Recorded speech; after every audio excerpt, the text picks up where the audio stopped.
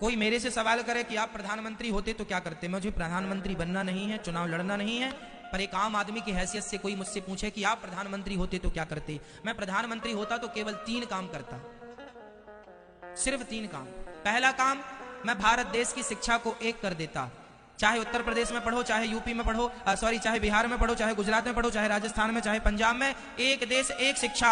नेता का बेटा भी वहीं पढ़ेगा और मजदूर का बेटा भी वहीं पढ़ेगा। ये शिक्षा, ये प्रधानमंत्री मैं होता तो मैं पहले देश की शिक्षा को एक करता। दूसरा, मैं सारे हॉस्पिटलों को तंदुरुस्त करूंगा पहले तो, कि पूरे देश में कोई बीमारी से ना मरे। हर क्षेत्र में, हर जिला में ऑक्सीजन बनने की सुविधा हो, हमें ऑक्सीजन की सप्लाई बाहर से ना करनी पड़े, हम ऑक्सीजन खुद बनाएंगे। हम देश में खुद जो जरूरत है, आवश्यकता है।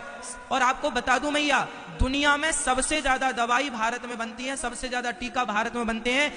यहां तक कि पोलियो का टीका भारत में बना, वर्तमान में कोरोना का टीका भारत में। हमारे देश में टैलेंट की कमी नहीं है, हम मुंह नहीं ताकते कि भैया तुम कोरोना का टीका हमें दे दो, तुम चूल्हे में जाओ, हम खुद बना लेंगे। भारत टैलेंटेड व्यक्ति है, भारत के अंदर टैलेंट की कमी नहीं है। हमने सारी दवाइयां बनाई। आज पहले वो होती थी ना, दाग दाग हो जाते तो उसका टीका लगता। आज बच्चों को जितने टीका लगते हैं उनमें 90% टीका भारतीय टीका है और सबसे सस्ते हैं और उपयोगी हैं। हम भारतीय लोग ना दवाई भी खूब बनाते हैं पर इलाज नहीं दे पा रहे हैं क्योंकि नीतियां खराब है। यदि मैं प्रधानमंत्री होता तो देश की चिकित्सा को एक करता, सबके लिए दवाई फ्री, सबके लिए इलाज फ्री, बीमारी से कोई ना मरे, अपनी मौत से मरे तो मरे पर बीमारी से कोई ना मरे। तीसरा यदि प्रधानमंत्री हम होते, आम पब्लिक से पूछा जाए कोई कि आप होते प्रधानमंत्री तो क्या करते, मेरा तीसरा काम नदियों को नदियों से जोड़ना।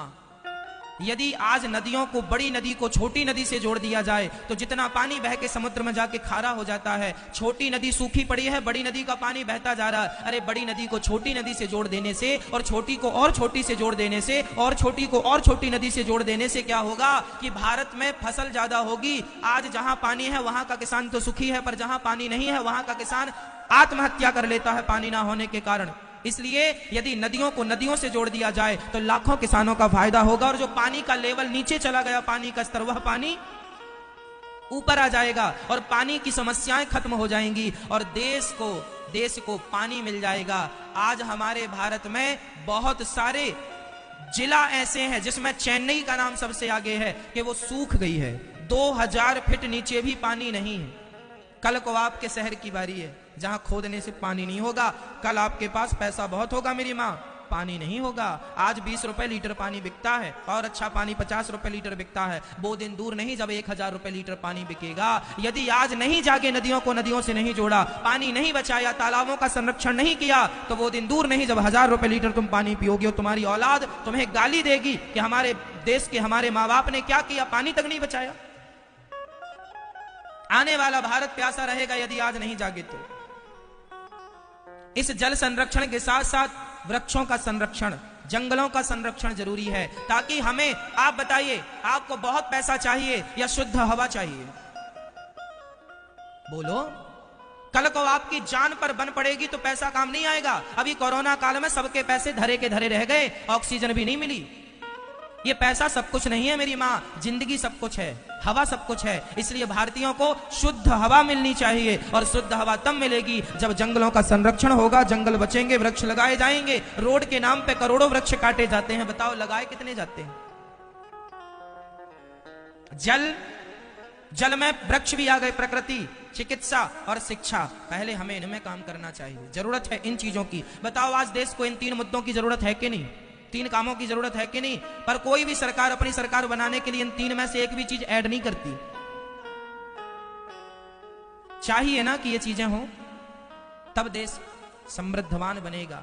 आज इन्हीं चीजों पर तो अमेरिका ने काम किया है, तो आज वो संयुक्त राष्ट्र बन के बैठा है। आज इन्हीं चीजों में तो जापान ने काम किया है, तो वह सबसे पावरफुल बन के बैठा है।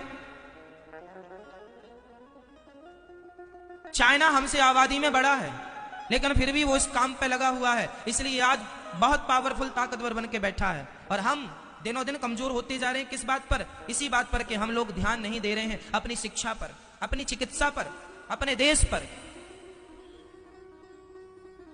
आज भारत में परिवारवाद है, परिवार, ये मेरा बेटा है तो यही नेता बनेगा यही देश चलाएगा, योग्य है तुम चूल्हे में जाओ, तुम योग्य हो तो हो, पर ये बेटा है हमारा इसलिए चलाएगा। भले भले वो बिल्कुल अनपढ़ है, भले उसको काखा गाखा का ज्ञान नहीं है, पर नेता है इसलिए।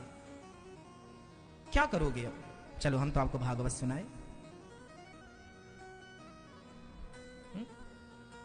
ये तो देश की बातें हैं मैया, ये तो मेरी चिंता है कि मेरा देश समृद्धवान बने। मैं चाहता हूं कि आप पढ़े लिखे हो, मैं चाहता हूं आपके घर भी कभी चूल्हा ना बुझे, मैं चाहता हूं कि आपके पास भी एक गाड़ी हो, मैं चाहता हूं कि भारत के मजदूर के पास भी कम से कम एक खुद का घर हो, खुद की गाड़ी हो, खुद के लिए बढ़िया पहनने के कपड़े हो, खुद शिक्षित हो। मैं ये चाहता हूं गरीब से गरीब आदमी शिक्षित हो। मेरा भारत तब समृद्धवान बनेगा जब 135 करोड़ लोग समृद्धवान बनेंगे। गरीबी बहुत देखी है माँ, बहुत गरीब है मेरा देश। आज भी लोगों के पास खाने को रोटियां नहीं है। कुछ लोगों के यहाँ कुत्ते बिस्किट खा रहे हैं, और कुछ लोगों के यहाँ बच्चों को खाने को रोटियां नहीं है। बहुत दर्द आप लोगों में पता नहीं किस किस ने देखी गरीबी। मैंने बहुत नजदीक से देखी है, मैं बहुत करीब से जानता हूं गरीबी का दर्द क्या होता है। इसलिए मुझे चिंता रहती है कि कब मेरा देश, सबके घर में कब गाड़ी होगी, सबके घर में कब खुद का घर होगा, सबके घर की खुद की छाया, खुद का सब कुछ होगा, सब सुखी हो, समृद्धवान। सर्वे भवन्तु सुखिनः सर्वे सन्तु निरामया, सब सुखी रहें, सब निरोगी रहें।